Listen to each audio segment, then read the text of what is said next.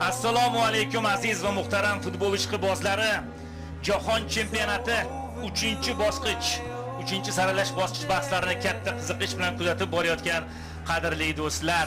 Porligi ko'zimiz tushmoqda, ya'ni futbolchilar to'rt ajoyib. U yog'iga ham xo'sh zarba!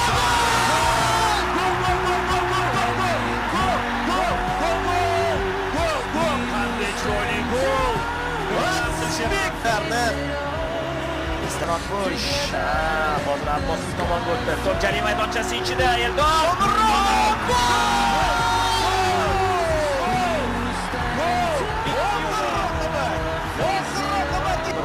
Hozir burchakdan to'p o'yinga kiritilmoqda. Sergeyev!